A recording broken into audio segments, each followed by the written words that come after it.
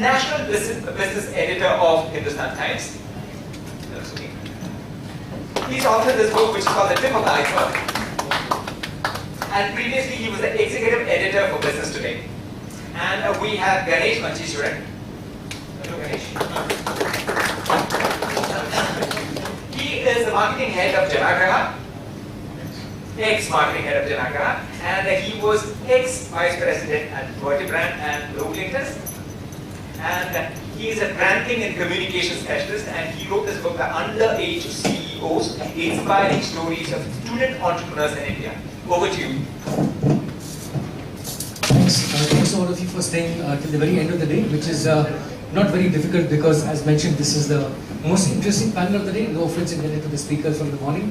But we have about an hour, so I'm going to keep some time at the end for questions from the audience as well. As mentioned, Suveen is the author of Tip of the Iceberg, and Ganesh is author of Underage CEOs. So I'm going to begin by asking them a few questions about some of their findings about startups and entrepreneurs.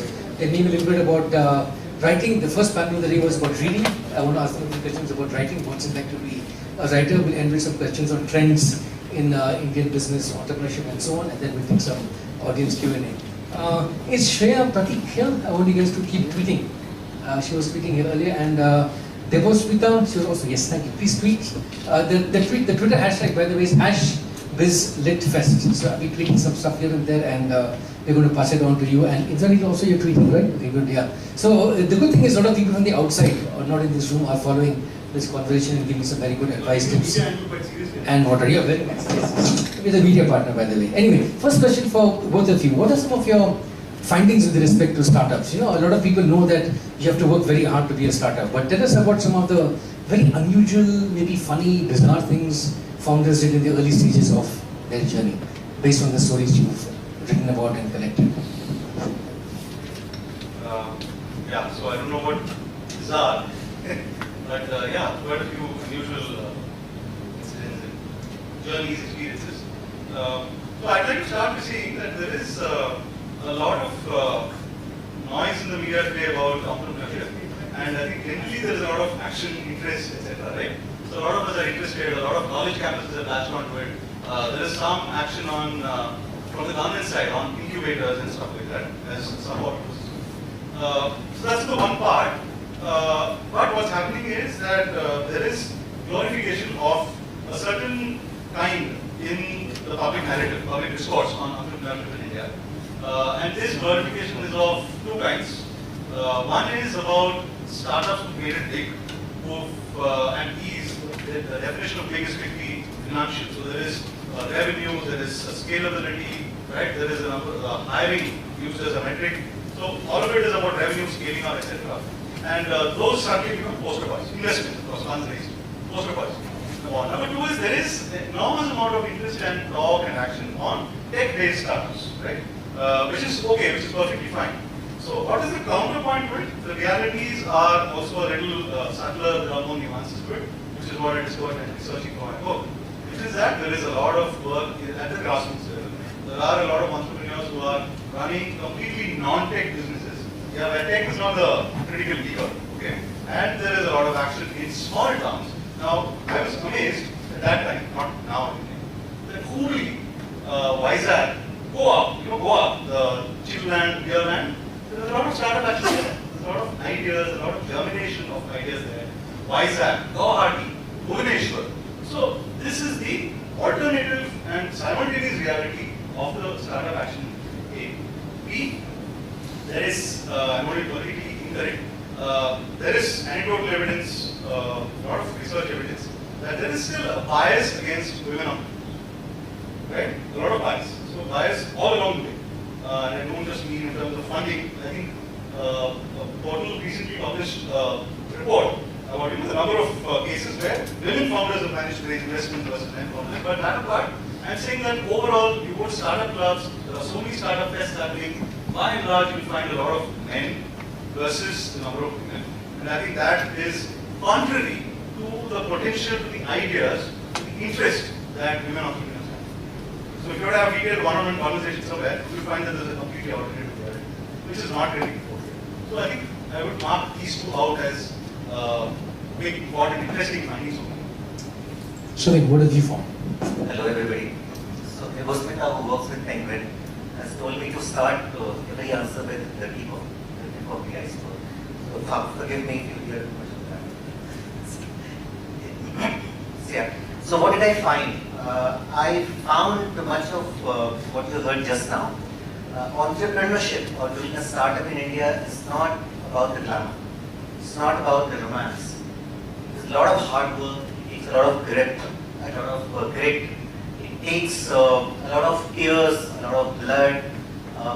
Yeah, blood I mean figuratively, not literally. Yeah.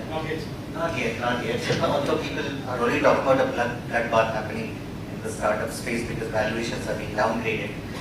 But you know, that is how I started working on the book actually, because, and I keep saying this wherever I go, that about a year and a half, 2 years ago, everybody in India wanted to be Steve Jobs. Nobody else, Steve Jobs, not Bill Gates, Steve Jobs, yeah.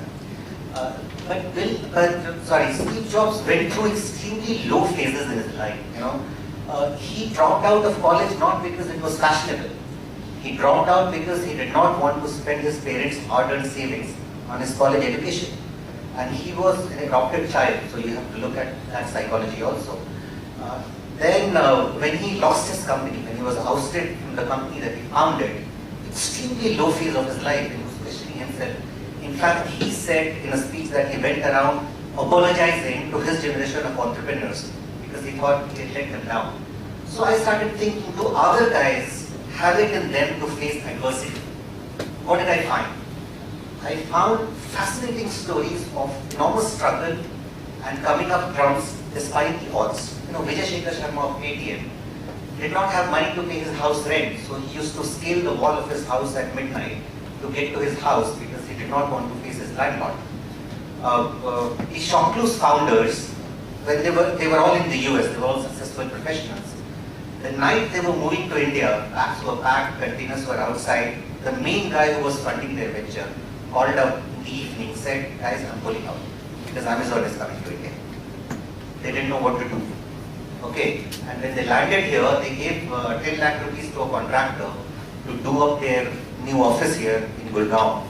And the next morning, that contractor's phone was unreachable. They kept dialing, the guy was nowhere to be found. He had disappeared. They scrubbed their office with their own hands, and these are NRIs we are talking about, you know, Wall Street analysts. Scrubbed the floor of their office, the wall of their bathroom, and did up their office on their own. Several examples. Kunal Bahal of Snapdeal used to scrape plastic off things at a factory before he set up Snapdeal, and he got deported from the US because his visa ran out. Several of these stories. Phanindra Sama, who the guys here in Bangalore will know very well, took refuge in Vipassana. The thing got so much for him, he didn't know what to do. But all of them came back, they bounced back, they did it. However, there were some guys who did not bounce back. There was a very successful site called yevi.com. Everybody would have forgotten about it by now. Started with shoe retail, went into fashion, accessories. It was set up by 4 close friends who ended up fighting. Catamaran of Mr. Murthy was an investor in that company. The company is nowhere now. It's trying to find its feet now. You know, fashionandYou.com, 60 million in funding. Where is Fashion and You? You know, people talk about Myntra these days, Jabon got sold. But Fashion and You was the biggest star of its time. You know, so these are stories. Some of them succeeded, some of them did not. But these are the journeys that I discovered, not necessarily the destinations. Thanks, Anand. Answer was long. Well, what about the age of the founder? You know, a lot of research has been done on college, post-college startups, mid-career people startups, late-career startups, etc. So is age any correlation, influencer on when people do startups, what kind of startups? Have you looked at this kind of stuff? So biologically, there is no correlation, right? And in my defense, I started writing books in my 40s. Yeah, I find no correlation. But one direct question: when was Steve Jobs more creative? In the 80s when he made Mac, or in the 2000s when he created iPhone, iPod, iPad? Vast difference in age. Was he any less creative? We can go on and on about this. I mean, today some of the most successful entrepreneurs are actually around 40. Some of them have done stints of 10 years or more in various salaried jobs, and then they found their true calling and are doing it. I don't think it's about creativity. I think it's about truly doing a startup that matters is about solving a real problem. India is full of problems, and India should have billions of startups, each of whom should be solving the real problems. Why is Ola successful? A wrong example in this answer, because Avish was in his late 20s when he started. Yeah, but why is Ola successful? Because it solved a real problem. I mean, ask the guys in my home city of Delhi how difficult it was to take a cab. Ola made it possible. I mean, we could go on and on. Why did Flipkart succeed? Because it provided access. Some guy in Ludhiana would have the money, but not a store in the city to buy what he wanted. He will have to take a train to Delhi to come and buy. Now all you do is press a few buttons. Access, ease, convenience, optimizing on time, optimizing on value. It's about solving a real problem. I mean, somehow we tend to think that creativity is this romantic thing. You get drunk, you do drugs, you make music, you play the guitar. No. Be grounded, be real, solve a real problem, the rest will take care of itself. Yeah, biologically there is no correlation. Also, I think the personal question, which is that it is up to each one of us to answer what is the right time for me to become an entrepreneur. Yeah. So the timing is critical in bold uppercase 45 font space. Really critical. And it is also one of the most undervalued aspects or dimensions in our discussions on entrepreneurship and when to take advantage. So even if you go to startup clubs, general discussions that you say, this is something that's not really highlighted. It should be. So there have been instances like when I was researching for the under CEOs, there are burnouts. There are lots of burnouts. There are guys who started up at 21, 22. This book is in fact all about those cases who have eschewed the conventional corporate career and then set up something in the year 2024. But here also, there is a huge burnout because for them, there are peculiar life aspects like limited life exposure, limited levels of maturity in the conventional sense. There is something called temperament of an entrepreneur, right?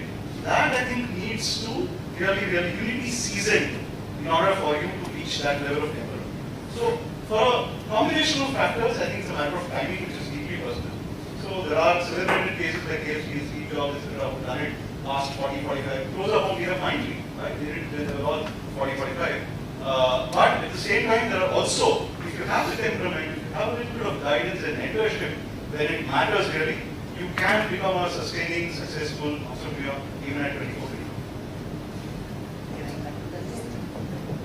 Talking about temperament, it's extremely important. In fact, yesterday we had a gathering at 10,000 startups in NASCOM, where some of the people who were in my panel said that a true entrepreneur will be miserable in a 9-to-5 job. You know, once you know that this is what I have to do, it's really not an option. It's just, I mean, regardless of what is happening, regardless of what people are saying, regardless of approval from parents or in-laws or family, you just go out and do it.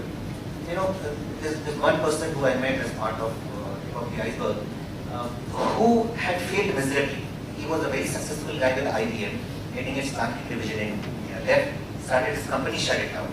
And his daughter used to say, because their lifestyle changed, the daughter used to say, Papa, why did you have to do it? That guy now has set up another company. Because he says that, you know, I don't have an option. I know there's something to be done, there's a need for it, I'm going to do it regardless. That's it. I want to timing. Yeah, so the other thing about timing is, temperament is one. The other part is about finding a deep connect with a problem, with a need in the market that you want to solve. So, why do I become an entrepreneur? Is a critical question, the motivation of that. So, if I were to figure out the problem that appeals to me where I'm passionate about, for instance, I'll give you an example of this company called Nurturing Me, which is in Delhi. Now, he finished his college and all that, came back from abroad and set up something. He said, I want to do something for society. I want to give back. That's the kind of values that my parents brought me up. He was in his early 20s in Anup. He said, what do I do? What do I do? So he asked about what ideas. Then he banded together a set of friends and they set up a charity being the objective, a venture which is completely non-profit, which said, let me try to offset carbon credits that companies are generating. Right? So I would approach an SBI, an HCL, whatever other companies are there, Gurgaon, Noida, etc. And I would say, boss, you're incurring so much of whatever.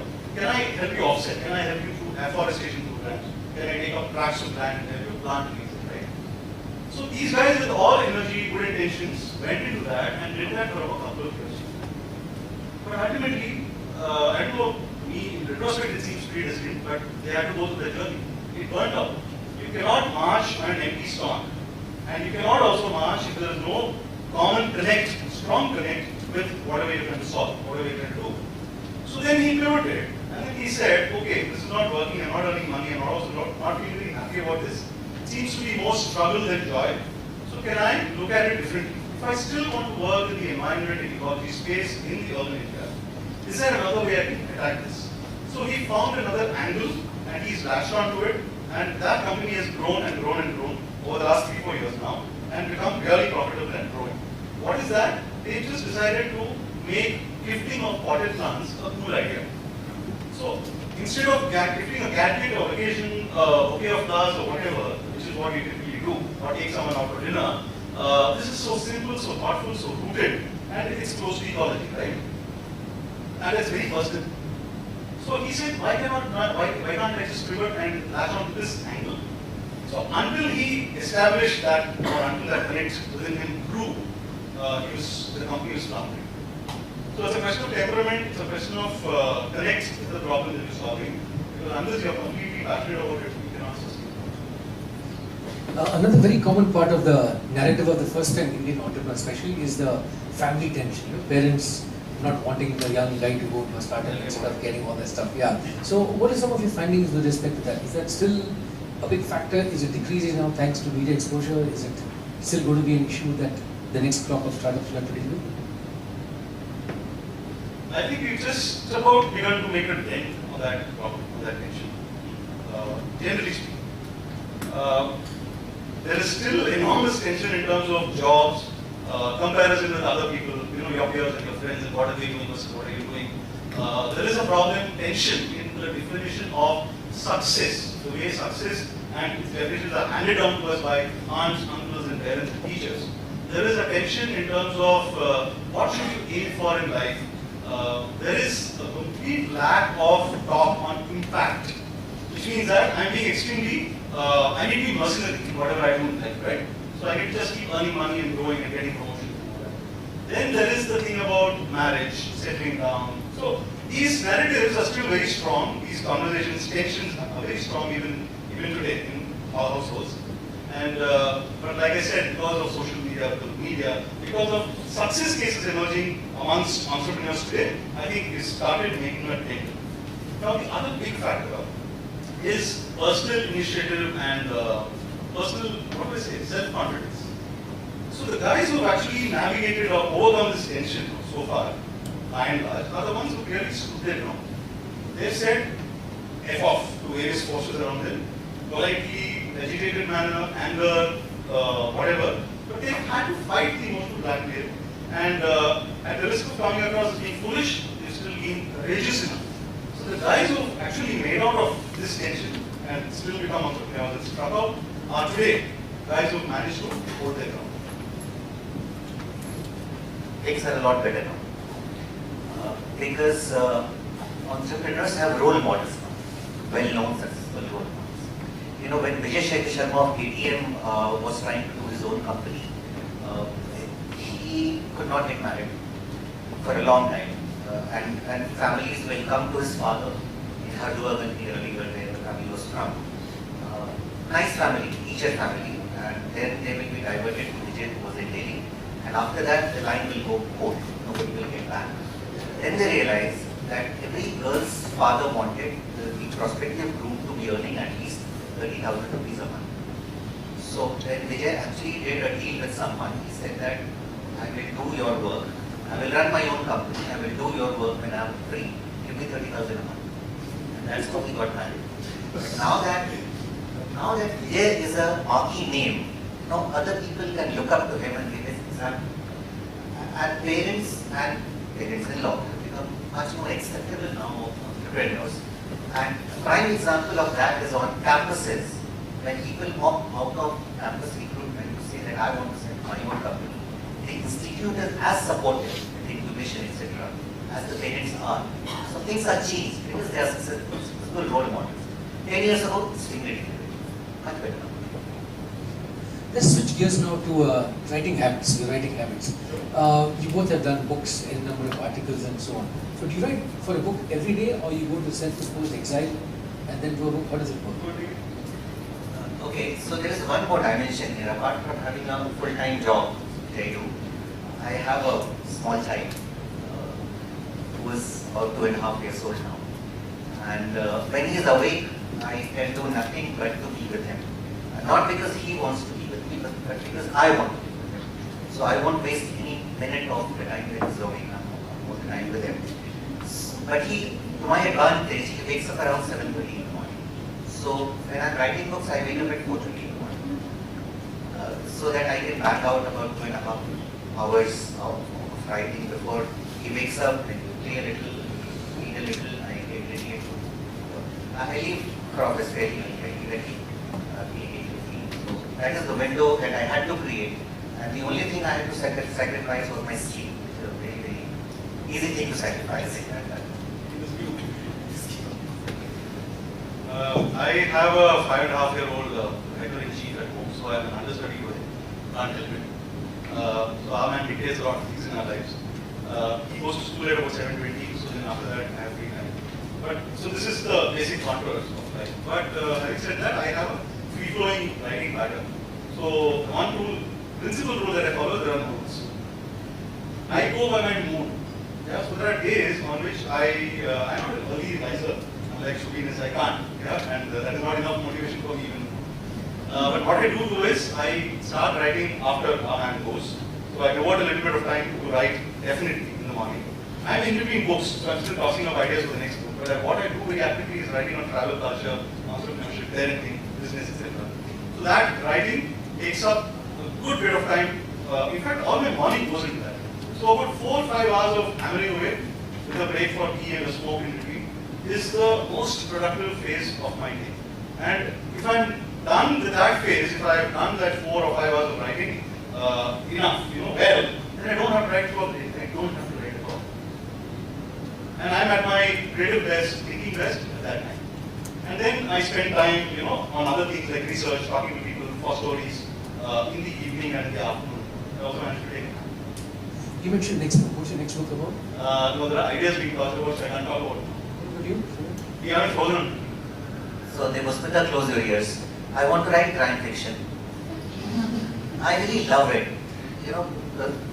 I'm reading a book by Tana French, who is a writer in Ireland now, and all the books are set in Dublin.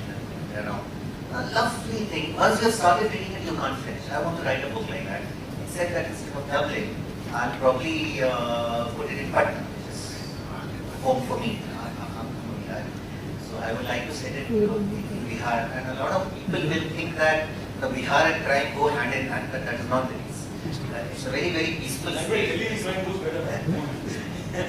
Somebody will say because Bihar is a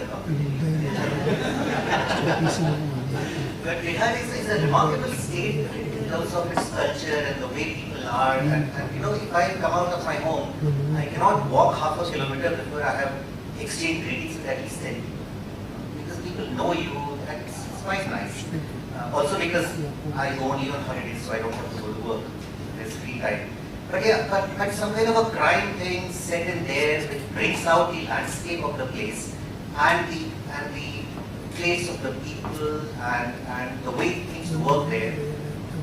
I really want to do that. It's not formed yet. I was hoping one of you guys would say you want to do a textbook or something. Where I am right now. So No way, I've had enough textbooks. a case book of startup, case-based, blah blah, that kind of stuff.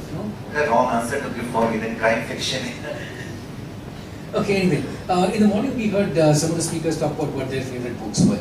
Biographies of Steve Jobs, Napoleon, and so on. What are some books which influenced you, startup and non-startup kind of books? What you liked? You say Napoleon Hill? Yeah, Napoleon, yes. that plus his Think Rich, Grow Rich. That As a Man Thinketh by Paul Allen. That's been hardly a book. And then these two books for understanding how the mind works, and Napoleon Hill's book for it taught me that this is earlier that control your actions. What is the central thing? It can be a central influence in life. And there is a lot that you can do simply by thinking, focusing, and prioritizing. And Muhammad Ali's biography, yeah, and it's not about the bike, yeah, which is our man, the biker. Oh no, not that one. So I think, yeah, these are 3-4. Muhammad Ali's book profoundly influenced me for resilience, which I think all of us know about, and for coming up in spite of being an underdog. So these are things that are core to entrepreneurship, to freelancing, to writing. There are lessons to be had from all of these books. So these are 3 books that influenced me a lot. Business books are all kinds. Everything written by Ernest Hemingway, George Bernard Shaw, George Orwell, Somerset Maugham. But if you talk startups and business, all the books written by Michael Lewis, Tires Poker, Big Shot, you go on, the entire list. Tom Wolfe, Bonfire of the Vanities, Bonfire of the Vanities is a great book, by the way, and it was made into a movie, which is the dream of all writers, someday. In non-business but more contemporary, I like English August development, which actually a lot turned me away from civil service. Okay, let's switch gears again now. Let's come to what's happening, for example, in the media. How do you compare business journalism with business books, for example? Is there something in your book which people cannot get, even those who are reading the news every day about startups, founders, myths, misconceptions, and all that stuff? You don't expect me to say no, do you? I have to say yes. But what is the difference? Yes. Very, very simple. All news writing or all news-driven writing has to be extremely topical. There is no other reason for anyone to read it. They have to capture what is happening now. And I keep telling my colleagues and people who I train with them that every good story has to answer the question, why is it being written now? Why should it be written today? Right?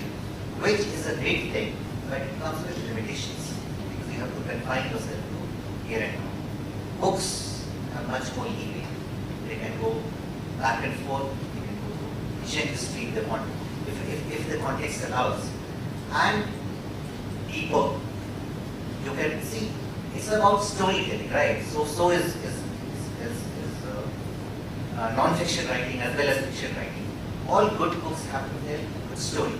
Right. In news writing, breaking news is great, but it's not a story.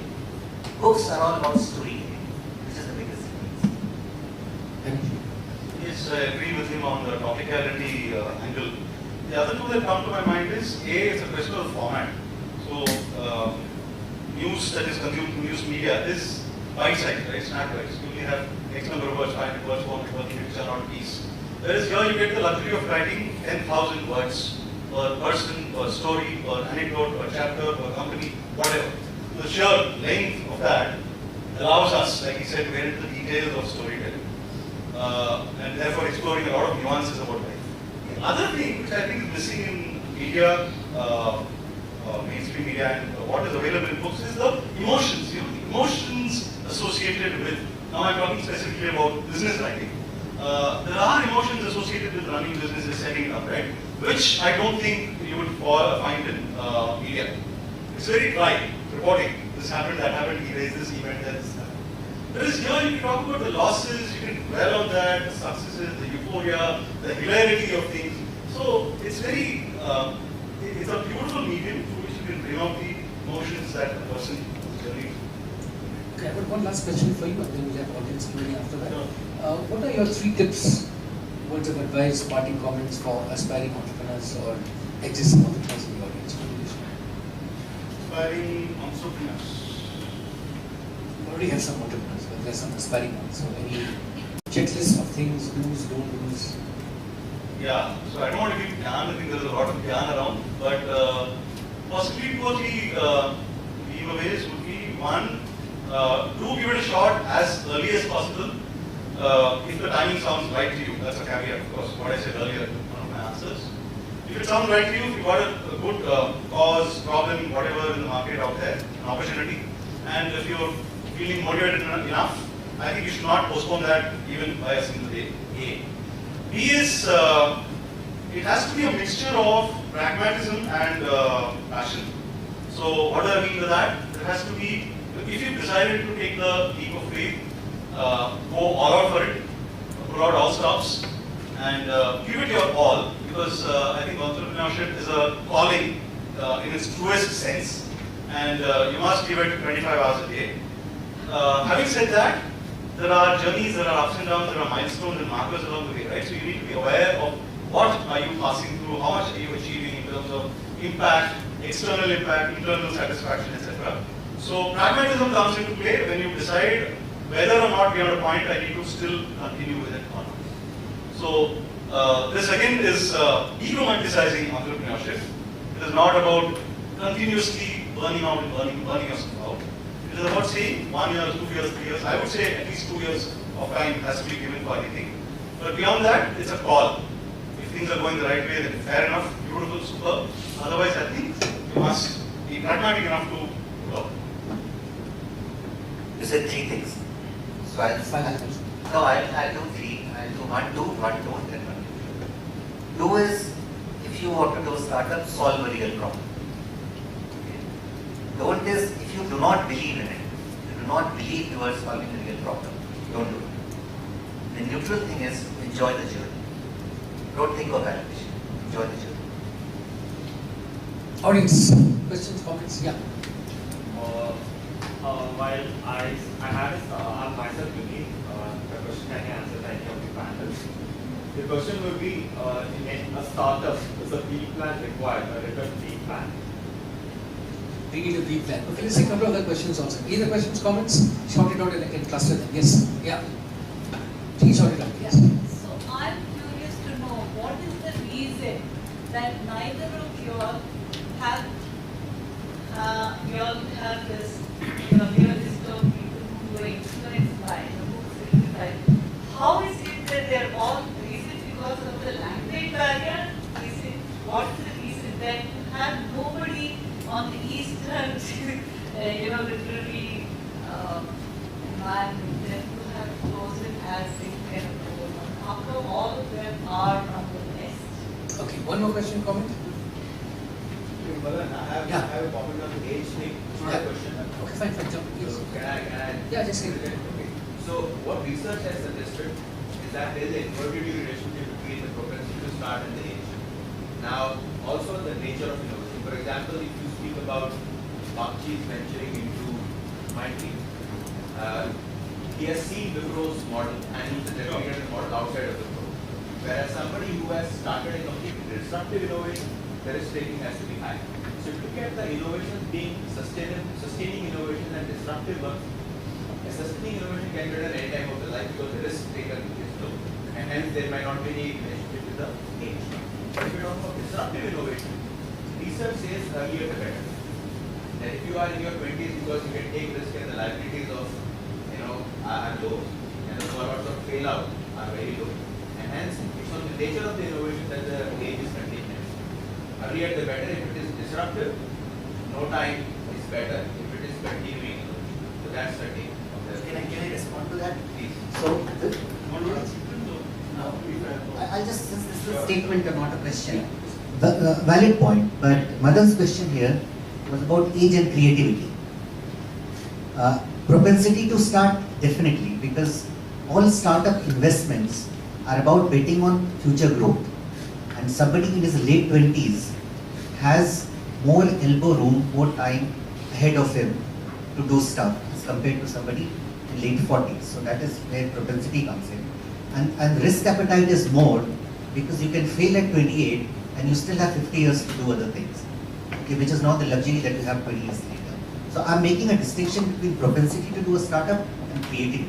That's my limited point. Creativity, there is research by Teresa MFI and Mihail Csikszentmihalyi, both from Harvard, where they say that if creativity is all about synaptic joints in your brain, for example, with age what happens is that synaptic joints creation reduces in your mind. And if you go back to the research also, and that's what leads to Alzheimer's and dementia, etc. at a later point in time. If you go to the research also, the best Nobel Prize winning was historically has come at the age of 22. So these Okay, we'll come back to this later. Yeah, yeah. But young lady has a I question. have a question. We have authors here, and one was talking about crime fiction. I would say I'm a student of journalism, interested in business writing. I would say, what about startup fiction? I'm thinking of embarking upon writing a startup fiction. I would like suggestions, comments, anything you want. Okay, this is that one first. Business plan is it important? Yeah, okay, so I'll take that. It is important, but it is also important not to get blinkered by it. Yeah, that's the top line answer. Let me explain. It's important because it does value add in a certain way. It sharpens your thinking, and there is, believe me, a huge amount of gap between what you think in your mind and what you put down on paper. So to my clients, my startup VPs, I recommend that you do a 2-pager. See, there are 45,000 different formats of a business plan, right? It's one of the most hyped document around. So it's important to know up to what level you can go. Otherwise, you can just completely go into analysis paralysis. So you should avoid that. So what it helps you do is crystallize your thought, put down some 3-4 things like what is the problem you're solving in the market, blah, blah, blah. There are some 7-8 things. Do that, and then it also gives you a document which you can circulate for comments, feedback, validation. I think this is the principal value add that it does at the beginning of your journey. Having said that, there is a point when you need to take feedback, finish, do the tweaking that's required, and then just start implementing. Actually start developing a prototype or getting into the market if it's a service or whatever, right? So it has to be a balance, but the answer is yes, there is some value that the document takes to take. Can I add to that? Yeah. So these days there is a ready-made plan B that every entrepreneur has, which is acceptance of failure. If you put a failed startup on your CV, it's a plus, it's not a minus. So that I consider a ready-made plan B. Even if you have failed, do not want to do another startup, you want to do a job, a lot of people will attach a lot of value to your experience of doing a startup. How important is it to have a real plan B? I'm not sure about that, because sometimes, if it does not distract from your plan A, then that's fine. But don't do it at the cost of plan A. Okay, this is the other question. It came up in the morning also, which is cited books are often Westerners. Why not Indians, Easterners, Japanese? You got me there. Okay. See, all of us have grown up reading a lot of Western writers. For most of people of my generation, it's been Dickens and all. Indian writing in English has flourished from Salman Rushdie onwards. But in business writing, there is a long way to go, unfortunately. Some of the books that I have admired and liked in business writing were done by the guys. So like, in my defense, I'm not parochial. I Vasudha Kutumbakam, the American writer is as much mine as the Indian writer. That's my only defense. That's what it is.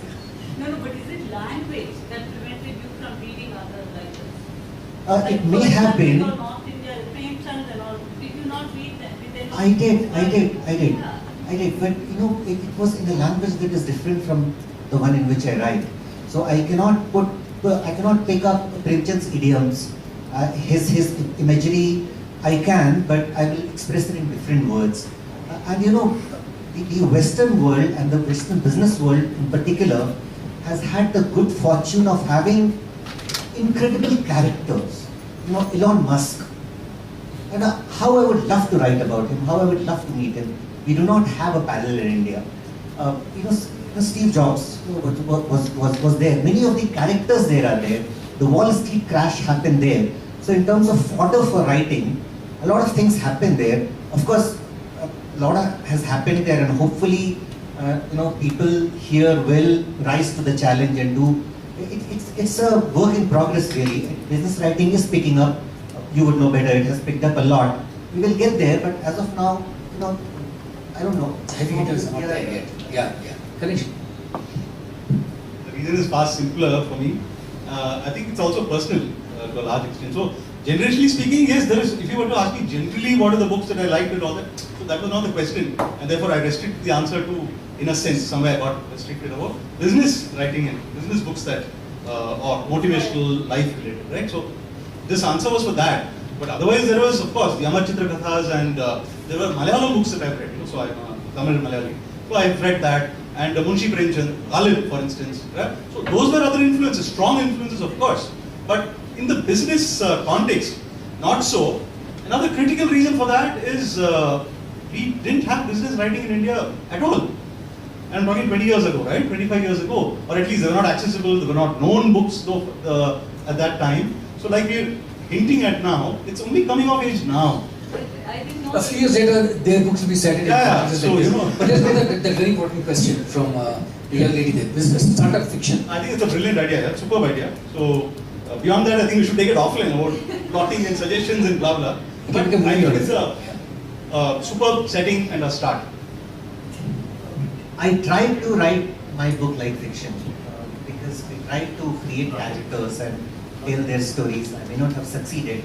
There is immense hope for it. And hopefully, if you do a startup fiction, that will answer the other lady's question about Indian writing. And will become a role model for others. Okay, just maybe one or two more questions. Benedict, oh, sorry. Social network was somewhat like that. Social network? The social network, yes. Yeah, that's right. But it was much more fiction than reality. Yeah. Okay, backbencher, yes. Shout it out. Yeah, done about so many startups, but really India has not had a great startup, like you say, WhatsApp or Facebook. Whoever has succeeded, give example, Flipkart or Snapdeal, they are only copycats of Amazon. They follow something. Till now there has been no real tech breakthrough startup in India. This is like what do you think? What is the reason for it? People have studied it. Is it in our culture? Or the really recently Narayana Murthy has commented. Last 50 years there has been no breakthrough technology. In any area there is no great breakthrough innovation in India. I feel the same applies to startups also. So the answer probably lies in phases of development. We are still in the early stage of entrepreneurship, where many companies started by being the Indian version of X company, which was already doing it successfully in the US. But now that the startup culture is established, you would find that many original companies are starting out in India. For example, I was with Nandan Nilikani yesterday, and he was saying that he invests in a startup only if there is an Indian twist to the idea. So he has invested in a company that gives real-time status of trains of the Indian Railways. Now all of us at some point have suffered at the hands of the railway inquiry. They will say the train has arrived, but it will come sometime later, you will land up, you won't find it there, you will struggle to get the right status. Now this company, it has a lot of users, and those users are traveling in trains with GPS enabled phones, and it tracks through their GPS, it tracks the actual real-time status of the trains. Now that's an India angle, completely original thinking. The Americans won't do it because they don't have that problem. So more and more of these things are coming up, which, see, in the US also the best startups started because they were rooted in their reality. Now there is a phase when we are getting startups and ideas which are rooted in our reality. So your question will be answered very soon. It's growing as we speak. Can I give some examples? This is response at least. One is, I think Infosys itself is an example of a startup which is huge in scale. Second is jury is still out, but Reliance Jio, they started up for 5 years, invested 100,000 crores in that. And third, I think we have opportunities where we can leapfrog. For example, Paytm is something, payments were never done in that mode before, but that is a very good example of it. My take to that is, I'll agree with you about the stages of development. But also, I think there are two, I'll answer it at two levels. One is at the familial, personal level, one is at the government, national, macroeconomic level, right? So, government interventions for breakthrough innovations and policy incentives, etc., is that the talk itself is very, very decent, right? So, this is, I think, far more robust, mature, comprehensive in Western markets, especially the USA. The other thing, I think, more critical to our culture is the minute we set our children free, we will start seeing this 15 years later. It's like planting a tree, right? So there's a 15-year, 20-year gap. But I think critically, philosophically, we need to set our children free, which we're not doing. We are mollycoddling them, we're giving them all the wrong definitions of what to run after, which is the critical deterrent. But again, there is some, you can take some heart in saying that this generation of parents, I for sure, trying to do something, let's see what happens. Okay, my last question for you would be, if you were to come in again next year, what do you think would have changed? You mentioned earlier about startup bubble and all that stuff, right? I have grown a year older, all of this. Yeah, but what trends are you seeing in the startup space? And if you come here again next year for this festival, what do you think you'll be doing as trends, as impacts and so on? Yeah, so one thing that is clear is that there will, by that time, be definitely a few more good books, yeah, literature in business in India out by that time. B would be, yeah, a few of these, path-breaking, disruptive models that we're talking about and why they're not happening in India. I think some of them would come to fruition, or at least to some level of maturity by that time. We are talking hope here, right? Yes. What do I hope to have? So I do hope that a lot of the original, like I said earlier, a lot of the original Indian startups will be there, solving real Indian problems. And God knows we have many problems to solve, which would have matured to an extent, be more worthy of being talked about in the mainstream media. And I hope this hall will be full. Just to take up on that, what about entrepreneurship education? What are your thoughts on education of entrepreneurs in India? Since when I maybe listening to the last question, what do you think will have changed with entrepreneurship education and research in India? Or what do we need, what can we say now that can be? Yeah, so this is more hope than it is that more hands-on learning would have been incorporated in primary and secondary education. Because I don't want to start talking about all this from the age of 20, 25 years. I think we need to principally start talking about all this at the age of 12, 13, 8 possibly. So some amount of inculcation of that into early exposure to education would help, and education. Yeah, I think more literature, more research work on entrepreneurship is emerging, and I think that will really pick up pace the next coming year, which is good. Concept-based academic research is also needed. We don't have much of that in India. Sorry, one second. So an unfortunate thing is happening these days. You talk about entrepreneurship education. So on many campuses, those startups which make offers and then they withdraw offers or delay hiring, they are being blacklisted and looked upon in not very kind terms. I hope that will change, because we have to encourage our students to be a bit of risk takers also. If you want to join a startup, you have to be open to risk taking. So hopefully, so now many of the guys will know this better than I do, that many campuses during campus recruitment say that once you are part of the process, if you have one firm offer, then you opt out. You cannot appear for other interviews. What we can do is, as a change of policy, if you have a firm offer for one startup, and one traditional company, then you can opt out of the placement process. So that will hedge risk for everyone. It will help startups also, because doing a startup is not an easy thing. Things change rapidly. And if I'm not in a position to absorb the people I planned to 6 months earlier, I should be given that leeway. So all campuses need to think about that. Yeah, sure. Fine. Thanks. Your mention of colleges called this to my mind, which is that there is a nascent movement of establishing incubators in colleges, which is excellent. Yeah, I think that would have also gathered steam and become a little more mature, robust in the coming year. There are these technology business incubators that have been established in engineering colleges, including in small towns. So I hope they would actually start getting active, and there is good integration between curriculum and entrepreneurship at the college. A round of applause, please, for two fantastic speakers.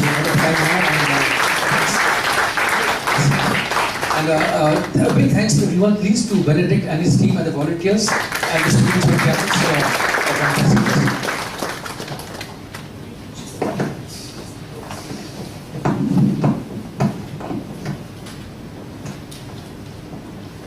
So thank you very much from the founders, Benedict, Raghu, Shiny, Shankar and me. We would love to thank you for being here, and we learned a lot from the speakers as well as from the audience. Thank you very much. And A big thanks goes to NMIMS, IIM Bangalore, NSRCL, Good Work Labs, Author TV, Knowledge Important, your story, and Sage. Thank you very much and good evening.